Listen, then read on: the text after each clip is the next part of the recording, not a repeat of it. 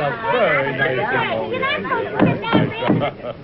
Dear relatives and friends, inasmuch as I have heard various and nefarious rumors that my dear wife and my sweet sister-in-law Sue, that we have been drumsticking and ham-hocking to excess at your various homes over the holidays, I hereby retaliate by inviting all 36 of you to our house 1 year from today for a big turkey and ham dinner on Thanksgiving.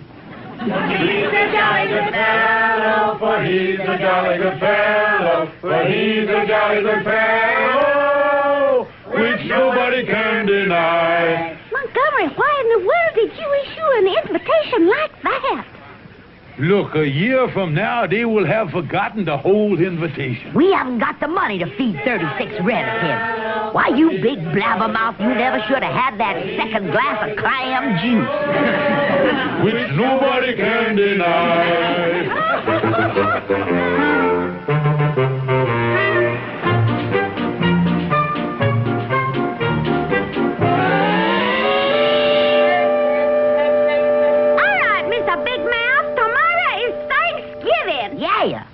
And we're going to have 36 relatives here at dinner, thanks to you shooting off your mouth a year ago. What do you intend to do about it? Well, there's only one thing to do. Put up the quarantine sign and hide under the bed again.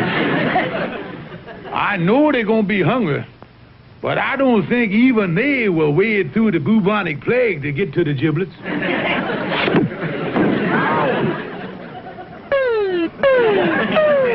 Montgomery J. Clarkson, I'm not going to be disgraced in front of all our relatives. You go out of here right now and come back with a ham and turkey dinner, or I'm going to take our marriage license and turn it into the paper drive. Now, wait a minute.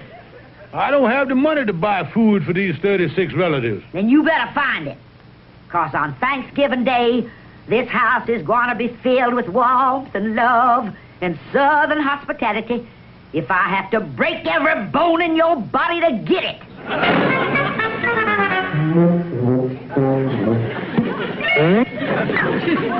Well, I'll do the best I can. But as General Lee said at Gettysburg, I've had better days than this. I need at least $50 for the dinner. And after all, there's that old proverb, what good is a friend if you can't gyp him? Come in, it's open. Hi, Calvin.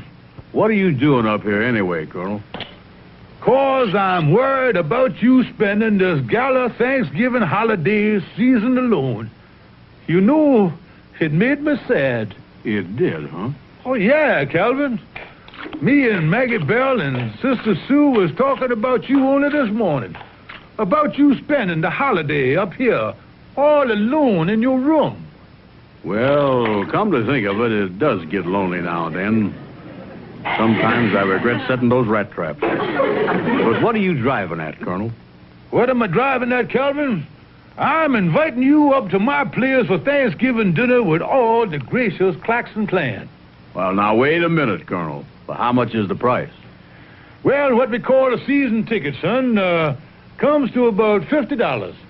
I'd like to come, but all I got is $3.25. I'm afraid I can't afford your generous southern hospitality this year. Well, now, to tell you the truth, Calvin, I don't know whether we're going to have a dinner or not. I'm in a spot. I've invited 36 relatives for dinner, and I don't have the wherewithal for the grub withal. So unless I get some free food from someplace, I'm in big trouble. You know, Colonel, I saw an ad in the paper here this morning. Free food. Let me see where that is. Here we are. Yeah, give me that paper. Look at that. 75 pounds of free food, including ham and turkey, with the purchase of a $375 deep freezer. That's no good, Calvin. In order to get the free food, you've got to buy the freezer. Yeah, you haven't got 375 smackers. Yeah, the trouble, wait a minute. I just noticed in the small print here. Here in the ad, it guarantee within 30 days of purchase. If the customer is dissatisfied, your money will be cheerfully refunded. Calvin, that's my angle on getting the free food. Come on, we'll get right down to the deep freezer store. You think this thing is going to work? Work is the greatest idea in the world, Calvin. Okay, but the last time you had the greatest idea in the world, we ended up spending the weekend as guests of the local gendarme.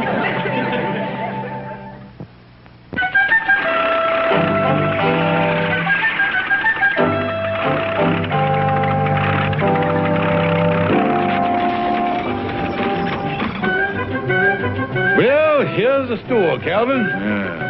Now explain to me how we're going to get this free food. Now look, Calvin. I give the fella this no-good check here for $375. We take the freezer home, and we takes the food out of it. Then we brings the freezer back to the store and get our money back before the man has a chance to put this check in the bank. Now, if that's not a great scheme, I'll eat my hat. Yeah, well, you better get out to bicarbonate. I think you're going to be nibbling on your fedora before this is over. Oh, here comes the fella now. Watch the old colonel go into action here, boy. May I help you, sir? Indeed you may, sir. I am Colonel Montgomery J. Claxon of the Nashville Claxons, Colonel ex officio of the Breckenridge County Zouaves. That's all him. I'm just plain Calvin Burnside. Well, how do you do, both of you? Yes, mister. We would like to buy one of those deep freezers like you've got advertised in the newspaper here. The kind with the free food and the cheerful refunding guarantee. Oh, yes. We give the free food and the guarantee with all our models. Now, here's a lovely model here. It combines the best features of the... We'll take it. Here's the check. Well, you certainly made your mind up in a hurry. This certainly is a fast deal. You not kidding, mister. It's an old Southern custom. Just one more question, mister. When does the store close? At 5:30. It's 5 o'clock now. What do you think, Calvin? Well, we might strain ourselves, but I think we can make it. Be seeing you. Pleasure to make your acquaintance, sir. Well, thank you.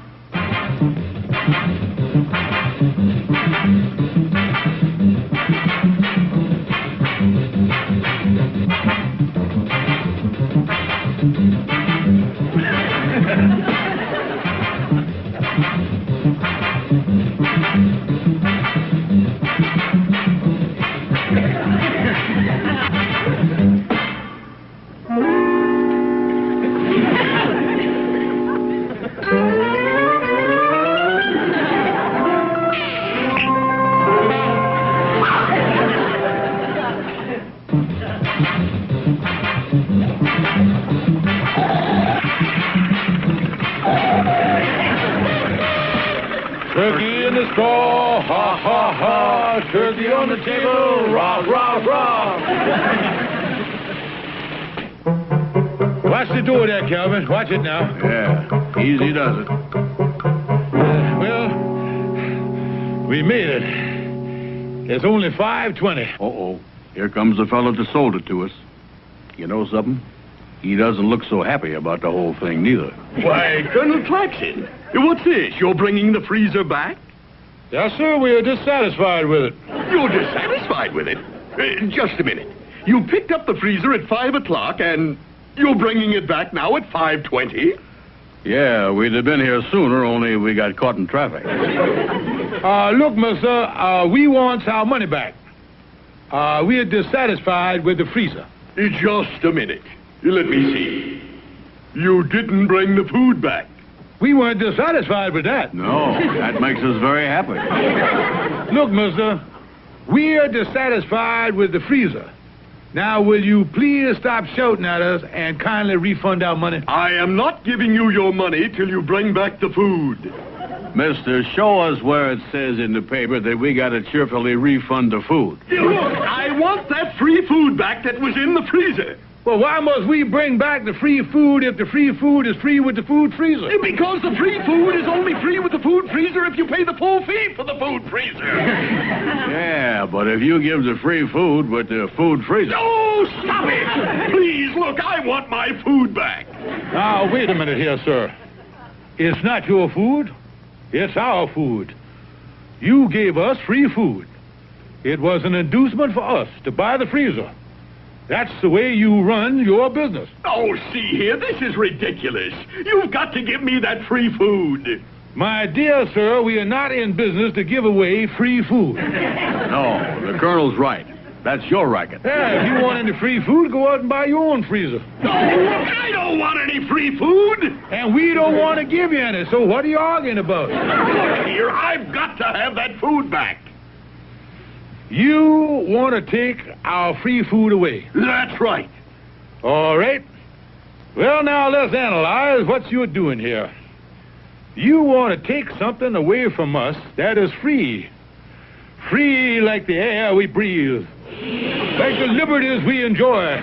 Like the freedom of speech. Like the freedom of the press. The freedom to vote and salute the flag.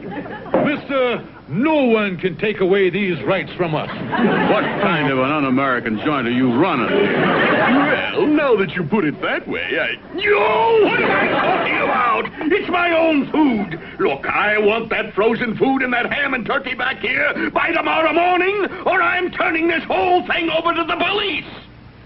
You mean that you would bring the police into a thing like this? I certainly would. Well, that's all I want to know. I'll have the food back the first thing in the morning. Come on, Calvin. Looks like these guarantees don't mean anything anymore.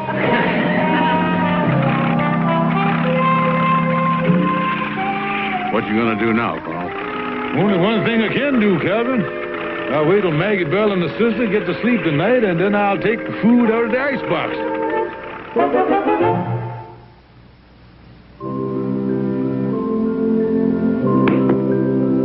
Isn't it wonderful, Sister Sue?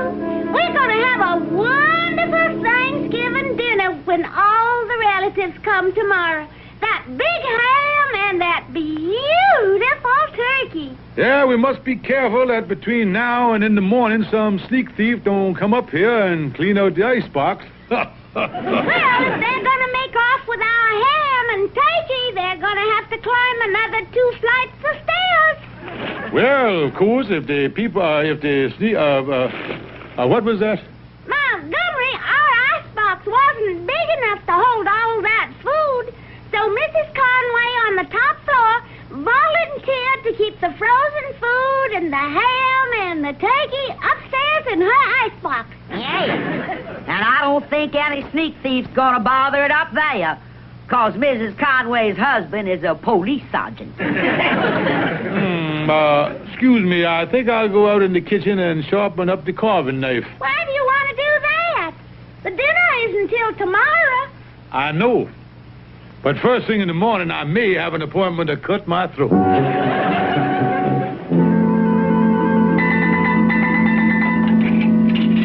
me. I gotta get that food back in that store by tomorrow morning, or I'm in a mess.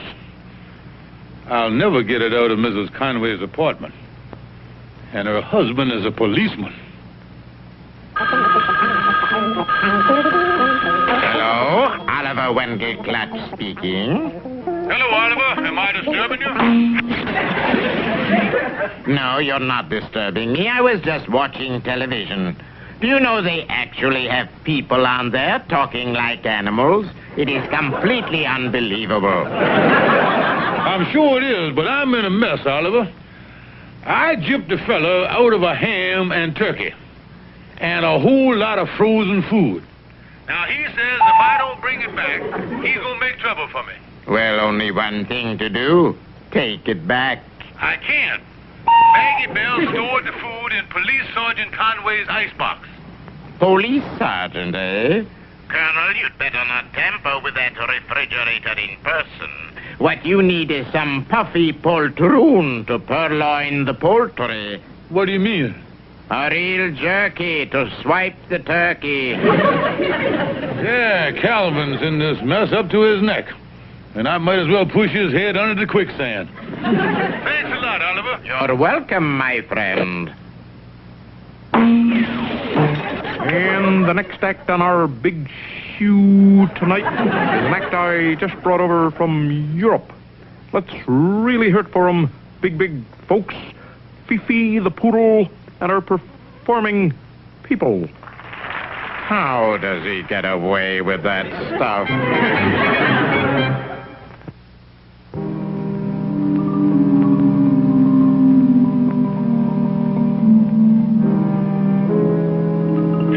Now listen, Calvin, this is the roof of the apartment house, and the Conway's apartment is on the top floor right underneath where we are walking now. Oh, golly, Colonel. It's awful dark up here. Now, explain to me how we're going to get into Sergeant Conway's kitchen. This skylight is right over the kitchen. We are going to lift the top up, and that'll give us a perfect way for you to get down in the kitchen. Now, wait a minute, Colonel. You started out with we and us. But somewhere near the end of that sentence, you past participled me up the creek again. I'm not going. Now listen, Calvin, let me explain the plan before you go off half-cocked like some Yankee. When you get down in the kitchen, I'm going to lower this basket down to you on the rope. All you got to do is to put the turkey and the ham and the frozen food in the basket, and I'll haul it up. You see, I got the dangerous part of the job. You're up here, and I'm in the policeman's kitchen. Explain to me how you got the dangerous part of the job. Simple, Calvin. I'm up here. Now suppose something happens. I'm trying to get away. I might get panicky and run off the edge of the roof. But you, being trapped down there in the kitchen, you won't be able to run any place and hurt yourself. Yeah. Well, now, that's mighty thoughtful of you, Colonel. Come on, let's get the skylight open. Hello, Claxon residence. Mrs. Claxon, this is Sergeant Conway upstairs. You know what your husband is doing up on the roof of the building? Montgomery? On the roof? Why, no. Well, I saw him and that fat friend of his going up there a few seconds ago. I haven't any idea what he's doing up there. And I think I'll just go up and have a look around. Say, Calvin, how you doing down there in the kitchen? Fine, Colonel. I'm just beginning to load the frozen food from the icebox into the basket. Just beginning. You've been down there 10 minutes. What you been doing? Making myself a pot roast sandwich. I wonder where he keeps the ketchup. Listen, you dummy, keep your mind on your business. You want that policeman to catch us? Yeah, I'll go out the back window and come up the fire escape. Boy, it sure is dark up here. Well, anyway, it's working fine. Sergeant Conway must be out. Things are... Footsteps.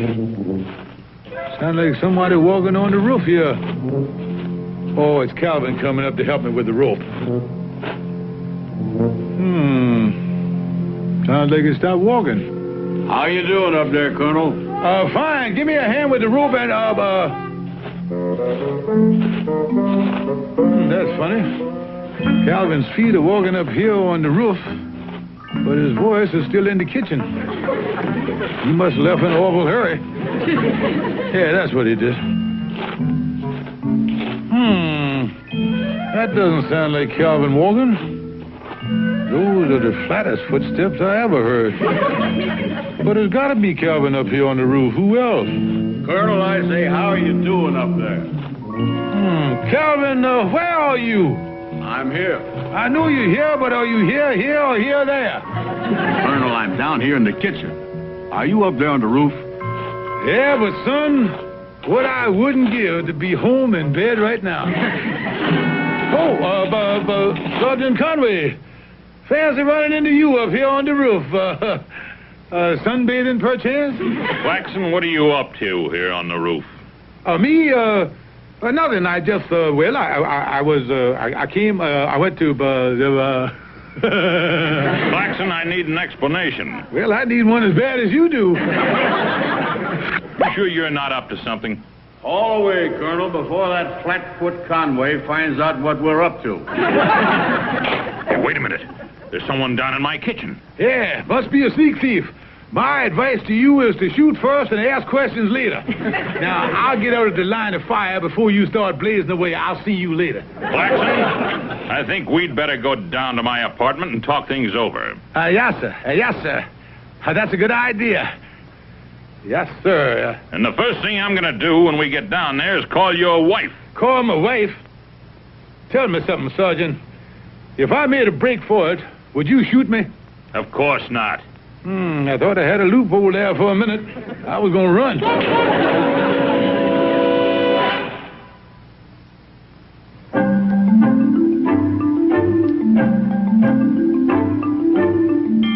That's the whole story, Myrtle. Sergeant Conway caught us breaking into his kitchen. Oh, that's a shame. But what did Maggie Bell say when she found out? Oh, Maggie Bell doesn't know anything about it. The colonel pleaded with the sergeant not to tell her. Yeah, well, what's he going to do about the man in the frozen food store? The colonel's going to stick to his guns. I'm meeting him at the deep freeze store in an hour. After all, the food was free, and that's that. Well, I still think the man's going to want the food back. The colonel says he doesn't care what the man says. The colonel guaranteed me that we're going to have a wonderful Thanksgiving dinner.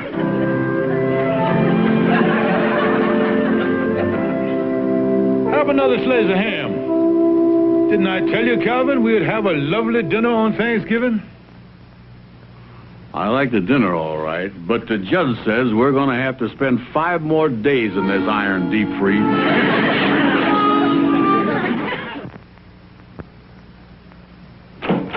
Hi, Colonel. Oh, hello, Calvin. Say, how did Maggie Bell and Sister Sue react to your little vacation in the Pookie? Well, they were pretty upset, Calvin. Maggie Bell said it was the worst family disgrace since Uncle Braxton Claxton was a streetcar conductor and the inspector caught him with his high-button shoes full of nickels. You know, I've been thinking, Calvin, where we went wrong trying to get that free food without buying the freezer. The next time, what we ought to do is to buy it on installment. And when the time payments come due, we adjust... Calvin. I say, Calvin. Hey.